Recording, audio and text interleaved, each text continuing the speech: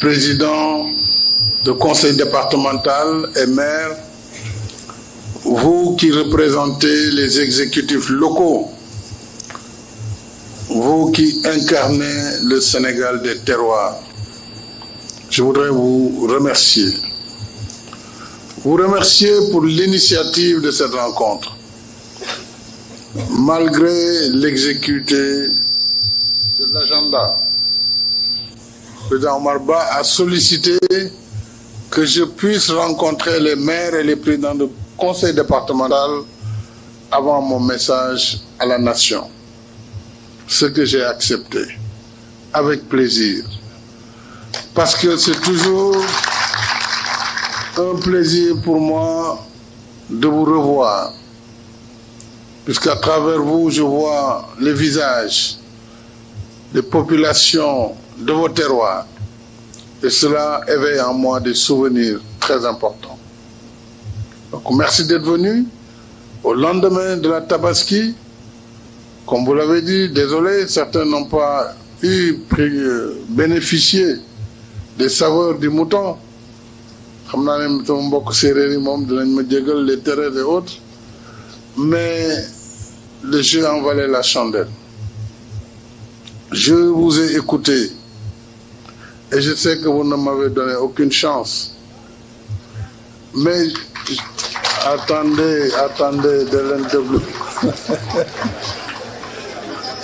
Je n'ai vu personne venir à mon secours pour essayer quand même de détricoter le sujet, pour parler plus sérieusement. J'ai écouté votre message, je l'ai entendu. Je voudrais vous remercier. Et cela me réconforte dans ma conviction que nous sommes sur la bonne voie. Et nous devons poursuivre cette voie, qui est la voie de la réussite pour le peuple sénégalais, qui est la voie de la stabilité de notre pays, qui est la voie de la sécurité, la voie de l'avenir de nos enfants. Cette voie-là, nous n'avons pas le droit de la perdre ou de créer des situations qui pourraient faire regretter le pays. Parce qu'en réalité, le danger rôde autour de nous et en notre sein. La coalition Benno Bokk Yakaar est une coalition historique qui, dans notre histoire politique, n'a jamais été égalée par la durée de son existence, par la performance de ses résultats. Et cette coalition doit survivre au-delà de 2024. Nous devons donc par conséquent comprendre que l'enjeu du moment est d'abord d'être unis. D'être unis. Unis, il n'y a aucune force politique qui peut faire face au Benno Bokk Yakaar. Cette assemblée en est une preuve exaltante. Plus de 85% des maires et présidents du conseil départemental du Sénégal. Il ne s'agit même plus de majorité. Il s'agit quasiment d'une unanimité. Et vous êtes l'échantillon représentatif du peuple. Et quelqu'un l'a dit, en politique, la seule légitimité qui vaille, c'est l'élection. Alors ceux qui s'agitent dans les médias ou les réseaux sociaux, ne croyez pas que leur avis peut m'affecter. Il ne faut pas le croire. Z24 ou Y25, ce n'est pas ça qui va être déterminant, quel que soit le chemin que je serai amené à prendre. Et je l'ai dit lors des conclusions du dialogue national. Puisque vous êtes la légitimité populaire. Moi, je suis légitime, je suis un élu du peuple. Donc la majorité, elle est là. Elle est écrasante. D'ailleurs, ils le savent. Pourquoi autant d'excitation, autant d'indignité, parcourir le monde pour dénigrer votre pays et son président, sur la base du mensonge et des inventions. simplement parce que vous pensez en le faisant, vous allez pousser le président à prendre une direction ou une autre. C'est peine perdue.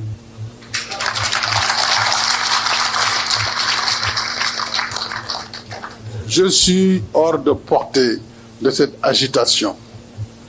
Et mon parcours politique me prédestine. Donc, je veux vous rassurer.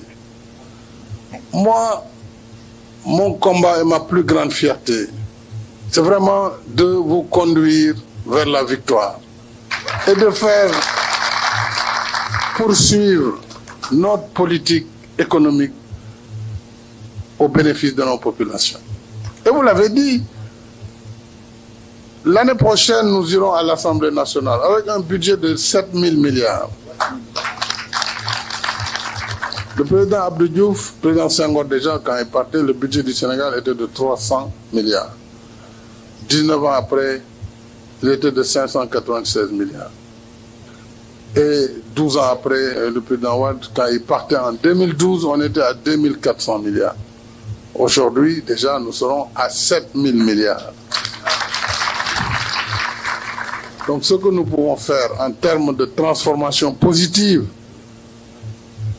pour les populations, en termes d'accès universel à l'eau, à l'électricité, à l'assainissement, en termes d'infrastructures majeures, autoroutes, routes, ponts, chemins de fer, eh bien, nos prédécesseurs n'auraient pas pu le faire parce que dans les Yamoul, il y a le Mokodef. Et cela, nous n'avons pas le droit de gâcher ça par une désunion et des combats d'ego. Et là, je m'adresse au cadre du parti. Sans exception. Personne n'a le droit de compromettre le travail qui est en perspective pour le bénéfice des populations. On doit mettre en avant l'intérêt général, l'intérêt de la coalition, l'intérêt du parti. Et si nous sommes mobilisés tous comme ça, il n'y a pas de crainte. Il n'y a pas de crainte à avoir, parce que le chemin, il est balisé. Le plan Sénégal émergent, c'est à l'horizon 2035. C'est déjà balisé. Même le programme prochain, le PAP 3, il est balisé. Et le dernier qui sera le PAP 4 dans 5 ans. Les ressources pétrolières qui excitent autant de monde, ils vont se calmer, puisque nous avons déjà balisé la gestion de ces ressources par une loi très claire qui définit les modalités d'utilisation des ressources issues du pétrole et du gaz. Nous avons défini une loi sur le contenu local. Ça, je l'ai fait parce que c'est mon devoir. Je suis quand même du métier. Je ne peux pas être président du Sénégal pendant que le Sénégal rentre dans l'ère du pétrole et du gaz et ne pas baliser pour éviter les dérapages qui ont perdu beaucoup de pays. Bien sûr, le pétrole et le gaz suscitent convoitise et attirance. Et c'est en cela que nous devons rester vigilants. Vigilants dans vos communes, dans vos départements. N'acceptez pas que les gens viennent semer le désordre chez vous. Ne l'acceptez pas. Ça, c'est votre rôle politique. Le rôle politique, c'est d'abord de travailler avec les citoyens de vos communes pour sécuriser les personnes et les biens. Bien sûr, l'État sera là et fera son travail régalien. Mais avant l'État, il y a le travail citoyen. Et ce travail doit être assumé par vous, les politiques, avec les forces vives de vos collectivités. Pourquoi vous allez laisser les gens venir détruire ce que vous avez construit avec autant de difficultés? Pourquoi on devrait l'accepter? Le Sénégal s'est endetté pour construire des biens comme le train, qui fait la fierté de tout un peuple. Ce train, ce n'est pas pour moi. Je n'ai pas besoin de le prendre pour aller à IBD ou pour aller à Diamniadio, c'est évident. C'est pour les populations. Pourquoi détruire un tel ouvrage? Pourquoi empêcher aux populations de Guédiawaye, de Cambérène, de Dakar, bientôt d'utiliser le BRT par une indiscipline inqualifiable? Mais ça, nous y mettrons un terme. Nous y mettrons un terme.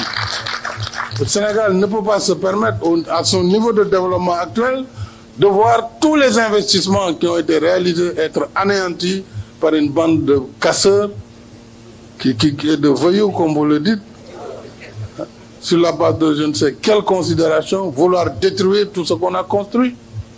C'est ça le combat, et c'est ça le vrai débat aujourd'hui. C'est la mobilisation politique des acteurs dans vos terroirs et de faire face à toute velléité de perturbation, d'où qu'elle puisse venir. Ça, si vous le faites, je sais que vous le ferez. Parce que c'est votre devoir d'abord. Eh bien, en ce moment, nous aurons ce que vous avez demandé, nous aurons la victoire. Maintenant, il est clair que je dois m'adresser à la nation. Nous avons toujours dit la patrie avant le parti. Donc, je ne peux pas vous répondre, quelle que soit la beauté de votre message. Et je sais que c'est un message d'amour, un message vraiment au-delà même de l'amour. C'est un message vraiment émouvant. Je suis très, très sensible par ce que vous avez dit et je suis surtout très touché par votre engagement renouvelé, par votre fidélité. Et croyez-moi, une fois que je vais m'adresser au pays, et c'est normal, c'est d'abord le pays qui nous a élus. Et ce sera fait le lundi, Inch'Allah, je l'ai dit. Donc, il y a que tout.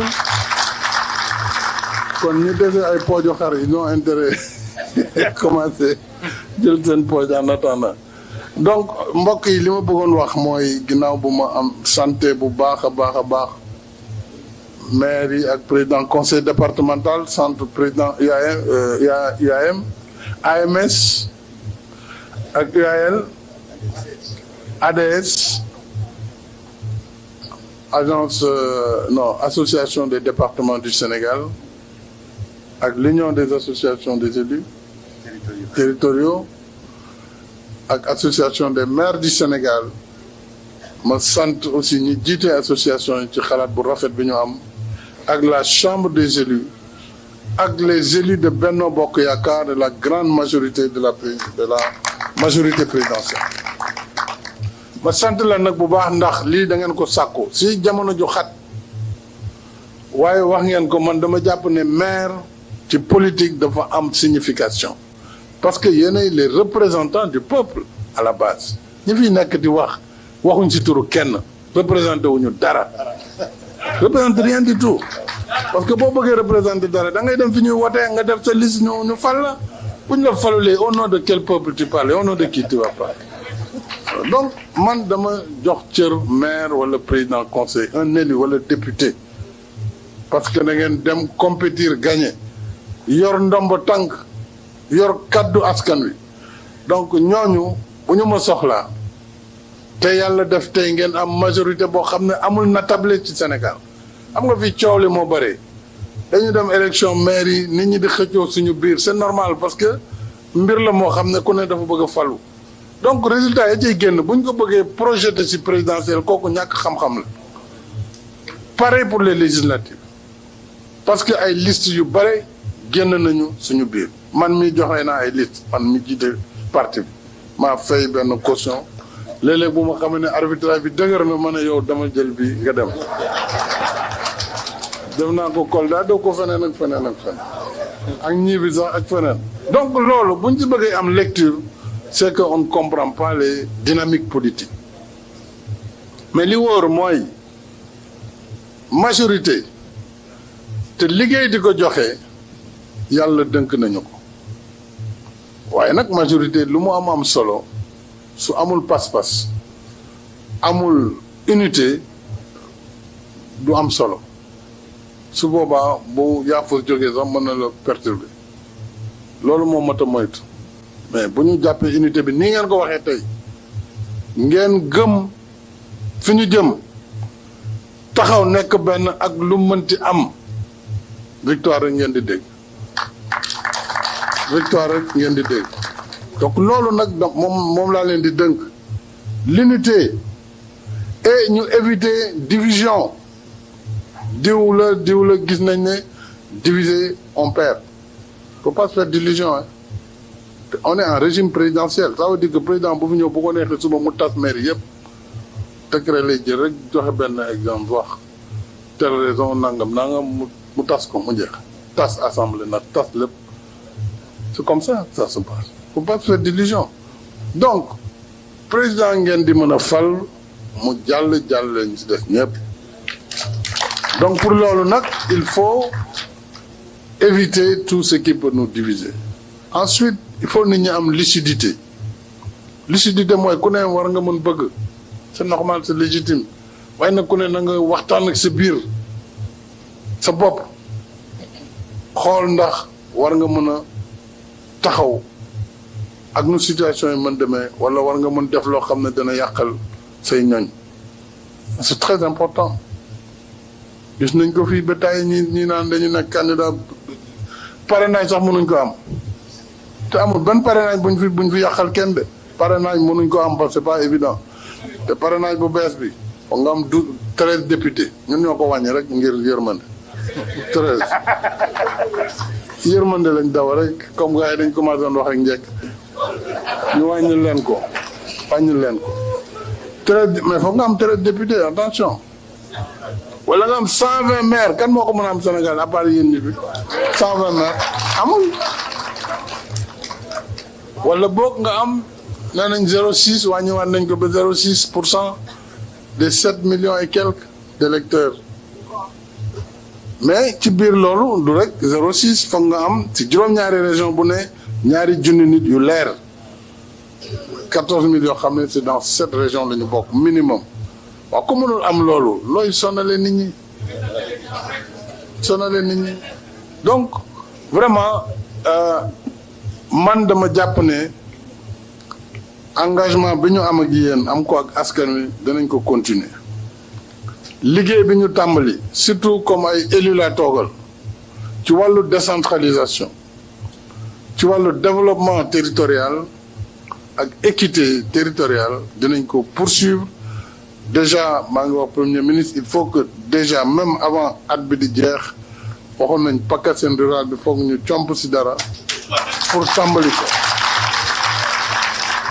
minimum entre 5 et 10 milliards su ko defee nag sur le budget de 2024 qui va venir au moins ñu jéem a am une trentaine de milliards def ko sur le PACASEN li nga xam ne ci budget bi lay génn loolu dana tax vraiment ñu continuer concentrer bien sûr crédit yooyu ci li nga xam ne ñëpp moom la ñu soxla ci gox yëpp muy ndox muy courant surtout ñaar ñooy loolu buñ ko defee dana rejoindre suñuy préoccupation ci wàllu accès universel maanaam fexe ba ñëpp am ndox ci Sénégal ñëpp am courant ci Sénégal ak fu ñu mënti dëkk après ñëpp am ay yoon ñëpp am leneen ak leneen ay bërëbu fajukaay ak yooyu donc loolu mbokk yi mooy li nga xam ne dama bëgg a dalal seen xel bu leen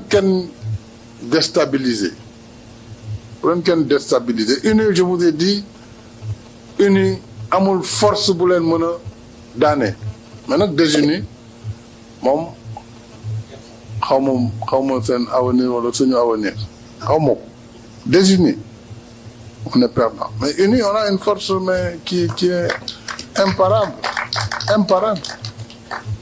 kon loolu mooy wax ji li ci des itam foog naa ne Ami Ndiaye wax na ko ñibi yóbbaale na tur bi moom njàppat wax na ko il faut que nit ñi di yaatal il faut ñu yokk solidarité bi mbir mi du affaire alal ju bëri déedéet xam nga kii tabe aajowul mu bëri alal ki tabe li mu am rek lay bokk ak nit ñi ak nu mënti toll donc il s'agit pas de chercher des milliards et des milliards non pour doo ko commencer di maye non mais la nga am yàlla dënk la ko mais nga bokk ak nit ñi parce que politique mënoo ci nekk ba am alal c'est pas possible mënoo am alal am mbooloo la politique c'est d'abord la solidarité nekkal nit ñi ñoom ñu nekkal c'est aussi simple que ça donc il faut ñu yokk solidarité bi il faut ñu dellu ci base yi foog ñu dellu ci base yi dañ toog Ndakaaru gi rek naan dañu am conseil dañu am lii dañu am laa parce que balaa nga naan am na fa ngay dégg monsieur le ministre ak monsieur le député monsieur le directeur day fekk ngeen yor pouvoir bi donc pouvoir bi nag di ko yor mooy mbooloo mi askan bi faut être à la base dès à présent commencer waxtaan ak nit ñi xool aussi li nga xam ne doxul si liggéey bi liggéey foog mu am lu ci doxul wala lu ralentir wala ay chantier ñu ubbi doxul et cetera ñu rapporter ko chaque semaine les responsables doivent être sur le terrain c'est ça le mot d'ordre. Bien sûr wax ji jar na ko jaru ko jar na ko boo leen bëggee tontu ñi nga xam ne wax rek mooy seen métier xanaa ñu xool rek si ñun ñenn ñoo xam ne dañ leen di féetale liggéey boobu parce que tam bon foog nga wax parce que boo waxul nit ki wax ay kàcc day dem ba jàpp ne moom moo am dëgg alors que li muy wax dara du si dëgg dara donc foog mu am quand même ñuy tontu tuuti di dindi tuuma di teg li dëgg mandat bi par exemple ku ne xam na ne et c'est là où je dis un intellectuel ne peut répondre de cette qualité que s'il a au moins l'honnêteté. Un intellectuel qui n'est pas honnête n'en est pas un. L'honnêteté intellectuelle recommande que même si tu es partisan sur un débat tu peux pas violer la réalité des faits. ku ne xam na ne ngay juriste ak bañ a nekk juriste Omar yu mu wax na ko léegi xam nga ni après le référendum de 2016 le Conseil constitutionnel m'a instruit moi en tant que parce que le Conseil prend des décisions qui sont applicables par toutes les autorités quel que soit le rang parce que man dama defoon mu compter le mandat de 2012 et ñu réduire ko il a dit il faut enlever cette disposition transitoire parce que ce mandat est hors de portée de cette réforme loolu kay leer na bu ñu le mandat est de 5 ans nul ne peut faire plus de 2 mandats non du ñu wax 5 ans dañu naan rek nul ne peut faire mais nul ne peut faire amul lu ko jiitu ah nul ne peut faire de xam nga ñoom bu ma leen toppoon kon déclaré naa bu yàgg sama candidature su ma leen toppoon ñoom du ma leen topp parce que ñoom taxuñu may liggéey taxuñu may bouger donc dama bëgg rek ngeen xam ne na ngeen am pas-pas bii ngeen wane na ngeen am volonté xam ne ñun ñoo fi nekk keneen nekku fi